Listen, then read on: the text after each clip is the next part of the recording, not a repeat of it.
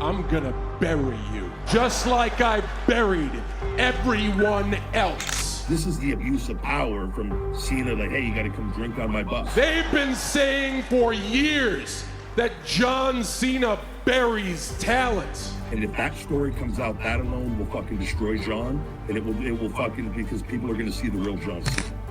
John Cena is remembered as one of WWE's greatest heroes, the bright-colored superstar who preached hustle, loyalty, and respect. Oh, you want some? Come get some! But behind the clean image, the charity work, and the smiling role model character, there's a very different version of John Cena that rarely makes it to the public. A version filled with obsession, control, grudges, and a level of backstage power that terrified people who worked with him. To understand that version of Cena, you have to go back to where he came from. After that, he was buried, like, he lost everything. Cena grew up in West Newbury, Massachusetts, surrounded by brothers who were louder, stronger, and far more reckless than he was. They fought, broke things in the house, got the police involved, and John was the kid who always felt overshadowed. He knew if he wanted to matter, he had to work harder than everyone around him. That's the mindset that shaped him. No excuses, no weakness, no slowing down. It made him disciplined, but it also made him extreme. When he moved to California in his early 20s, he wasn't some confident future icon. He was homeless, sleeping in his car, surviving off free pizza challenges because he couldn't afford meals. This period hardened him. He learned that failure meant going back to nothing. So when wrestling entered his life almost by accident, he grabbed onto it with a level of intensity that nobody around him understood. Even early in his career, other wrestlers noticed something off about Cena. He trained more than everyone, studied more than everyone, and pushed himself harder than everyone. But he wasn't very social, wasn't very humble, and gave off the impression that he already knew more than the veterans teaching him. Nobody doubted his dedication, but a lot of people questioned his attitude. When he debuted on SmackDown and yelled ruthless aggression, it felt like WWE had discovered a future superstar. Ruthless aggression! But the momentum died fast. He became generic, boring, and reportedly came very close to being fired. Cena himself admits he was awful, but then, by pure accident, he began freestyling on a bus. Stephanie McMahon heard it, and suddenly Cena started performing rap segments on TV. Can't see this with telescopic lenses. I'm crazy like 20-inch rims on them Benzes. You don't think I can rap? You calling me black? What's up with that? Yo, I teach you straight how to act. Yo, this is ill. It's John Cena's committee. You're from Baltimore, but I straight run the city. Down and gritty. Yo, it's time to get dirty. Wave your hands up. I don't care if you're 4 or 30. What's up? Yo, that's right. That's right, baby. 'Cause I'm ill like... Fans loved it. Backstage, not so much. The rap character made Cena confident, maybe too confident. People started describing him as cocky, sarcastic, and willing to make jokes at others' expense. He was charming on screen, but polarizing behind the curtain. Some wrestlers genuinely disliked him, even before he became a star. But the fans kept cheering, the rap gimmick kept growing, and by 2005, Cena became world champion. 1, 2, 3! Here's the champion! This is where everything changed. Not just for the company, but for Cena as a person. Being the top guy comes with power, and Cena embraced that power fully. His public image was squeaky clean, but privately, he had become one of the most political performers the company had ever seen. Multiple wrestlers say that if Cena didn't like you, your push was over. If Cena felt threatened by your popularity, your momentum suddenly disappeared. And if you tried to pitch something that he felt wasn't in his best interest, it wasn't happening. The best example of this is the Nexus storyline. Chris Jericho and Edge begged Cena to lose the match at SummerSlam to help elevate the younger talent. Cena refused. He won anyway. So get to SummerSlam, and then, we got told that finish, and Chris and I went, what? That makes no sense. I mean, they gotta go over. Even if it's, only Barrett at the end, he needs to go over.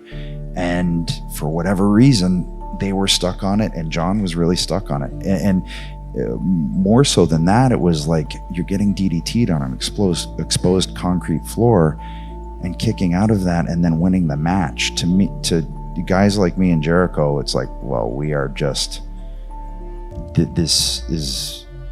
here goes that gimmick.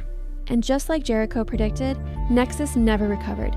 That wasn't a one-time thing, it became a pattern. Wrestlers have described Cena as someone who would smile with you on camera, then complain about you privately to management right after. Some said he would help you with advice, only to use that same advice to justify why you shouldn't be pushed. Many said he had a habit of stealing ideas that were pitched to him, and in some cases, Cena didn't hide his aggressive side at all. Tyler Rex once revealed that Cena screamed at him for performing a move that resembled the attitude adjustment. Rex was told, "Do that again, and you're fired." The most famous case, though, is Alex Riley, a young rising star who had a promising future until a backstage incident with Cena that he still refuses to fully describe. Riley simply says, "That moment with John Cena ended my career."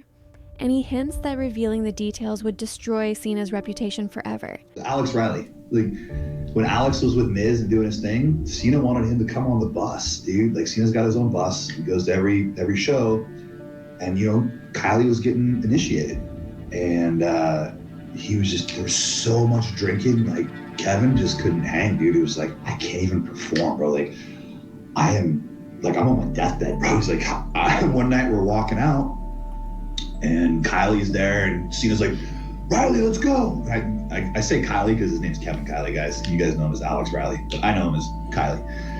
So he's like, "Riley, let's go." And Kevin's just like, dude, I'm gonna ride with so-and-so. And I was like, "No, you're going with me." He's like, "John, I can't. I promised so-and-so I'd drive for him." He's like, "No, get on the bus right now." And Riley's like, I just need a break, dude. And Cena looks at him like that.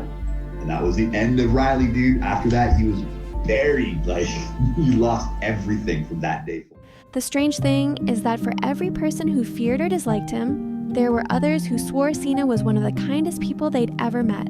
He granted more Make-A-Wish requests than any celebrity in history. He constantly pushed himself to meet fans, honor commitments, and represent the company proudly. He never abused people physically, never attacked coworkers, never had a drug problem, and almost never complained. So how can one man be both a locker room bully and a real-life superhero? The truth is simple. It's the same Cena. The same mindset that made him disciplined enough to outwork an entire generation also made him controlling enough to manipulate his environment.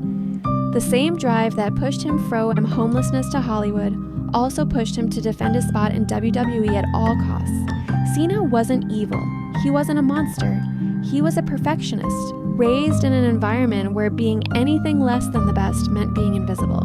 And in WWE, where your spot can disappear in a single night, Cena refused to ever let that happen to him. Today, John Cena is viewed as a legend, a Hollywood actor, and one of the most charitable figures in modern entertainment. His contributions to wrestling are undeniable, but the full story is far more complicated than the clean-cut superhero the company promotes. Cena inspired millions, but also held back dozens.